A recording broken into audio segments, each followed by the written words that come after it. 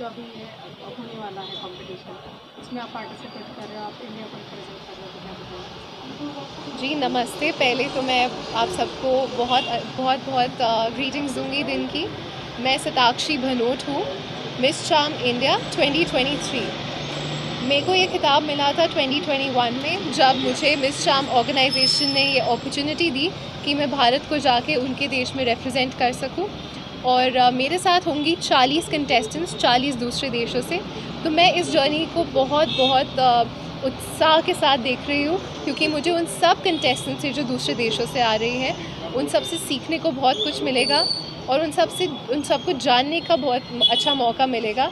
तो मैं इस जर्नी में उन सब से अपनी को कंटेस्टेंट से मिलने के लिए बहुत एक्साइटेड हूँ। और ऑब्वियसली जर्नी के दौरान जो भी एक्टिविटीज़ होंगे, अपने देश के लिए सबसे अच्छा कदम आगे रख के मैं रिप्रेजेंट करना चाहूँगी। तो मैं ये अपनी जर्नी में अपने देश को अपने दिल में रख के आगे जाना चाहूँगी। तैयारियाँ कैसे चल रही है, आपको इसमें गाइड कौन कर रहा है? तैयारी बहुत अच्छी चल रही है। मैंने ट्रेनिंग ली है टियारा पैजेंट ट्रेनिंग स्टूडियो, जो ऋतिका रामश्री चलाती है, इंडिया की पहली पैजेंट ट्रेनिंग कोच। उनका स्टूडियो यहीं पुणे में है और मैं उनसे ट्रेन हो चुकी हूँ और मैंने उनके साथ 4 सेशंस किए हैं और पिछले 4 सालों में मैं उनके पास 4 बार ट्रेन भी कर चुकी हूँ। तो उन्होंने मुझे अपनी गाइडेंस के अंदर रखा है और उन्होंने मेरे को बहुत कुछ सिखाया है, from my walk, from the way I talk and question answer round, introduction, सब कुछ उन्होंने सिखाया है और मेकअप भी। तो मैं उनकी बहुत आभारी हूँ। और आगे का जो मेरे फ़िटनेस जर्नी है और जो मेरे खाने पीने का ध्यान रखते हैं वो मेरे पेरेंट्स हैं। मेरी मदर मेरे वेट लॉस जर्नी में बहुत बड़ी सारथी रही हैं। उन्होंने मुझे बहुत सपोर्ट दिया है और वो ही मेरे डाइट का ध्यान रखती है और मेरे वर्कआउट्स का ध्यान रखती है। तो ये सब मेंटल प्रिपरेशन मेरे फादर देखते हैं, वो मेरे साथ इंटेलेक्चुअल कॉन्वर्सेशंस करते हैं, वो मुझे वर्ल्ड के अराउंड जो कुछ हो रहा है उसके बारे में डिस्कस करते हैं मेरे साथ, ताकि मुझे पता रहे कि हमारे देश में और हमारी दुनिया में क्या चल रहा है, ताकि मैं एक और कॉन्फिडेंट इंडिविजुअल बन सकूँ। मेरे कॉस्ट्यूम्स, मेरे गाउन जो होंगे वो सब एक ब्रांड प्रिमावेरा सिंगापुर से आए हैं और जो मेरा नेशनल कॉस्ट्यूम है वो मेरी मदर ने डिज़ाइन किया है।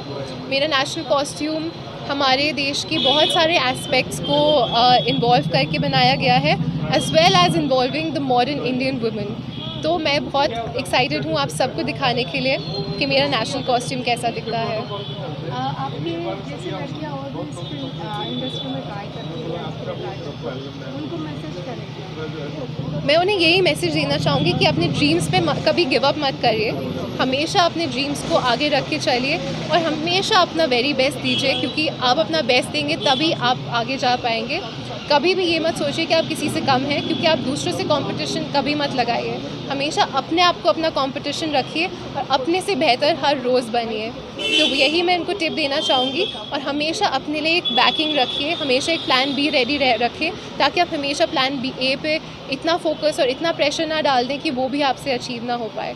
हमेशा प्लान ए इतने कॉन्फिडेंस के साथ जाइए कि आपका प्लान बी रेडी है। जैसे कि आपने बैकअप के लिए कहा, तो वैसे इसमें फाइनेंस भी बहुत ज़रूरी है। जी, फाइनेंशियल बैकअप, तो इसके लिए आप क्या राय देंगे कि फाइनेंशियली कैसे कंडीशन अच्छी रखने के लिए क्या करेंगे? मैं यही राय दूंगी कि कभी भी आप अपने आप को इस पोजीशन में मत डालिए कि आपको फाइनेंशियल एड के लिए आप दूसरों के पास जाएं और आप उसी के बोझ में दब जाएं।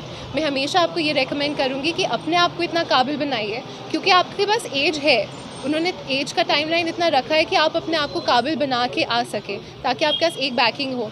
या फिर आप स्पॉन्सर्स की तरफ जा सकते हैं जो आपको स्पॉन्सर करें, ताकि उनकी भी प्रमोशन हो और आपका भी म्यूचुअली बेनिफिट हो।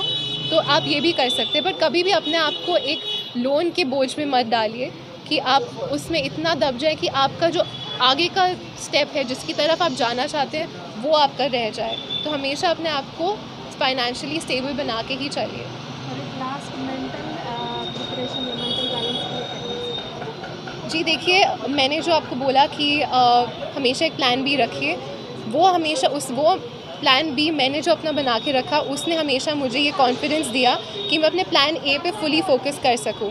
मैंने हमेशा अपनी एजुकेशन को पहले रखा, मैंने उसको परस्यू किया और उसके साथ साथ मैंने अपने पैशन और हॉबी को, जो मेरे को आगे मॉडलिंग और पैजेंट्री में जाना था, उसको भी आगे लेके चली। पर मैंने उस डिसीजन ने मुझे इतनी मेंटल पीस एंड स्टेबिलिटी दी कि मेरे को वो प्रेशर कभी फील नहीं हुआ कि ये नहीं तो क्या। तो वो मेरे पास कॉन्फिडेंस आता है क्योंकि मुझे पता है कि ठीक है, इस एक पद के लिए 10 और लड़कियां हैं और हज़ारों लड़कियां ट्राई कर रही है। तो अगर मुझे नहीं मिला तो किसी और को मिलेगा, पर उसके आगे मेरे पास अपना प्लान रेडी था, इसीलिए मैंने इतना कॉन्फिडेंस के साथ आगे बढ़ी।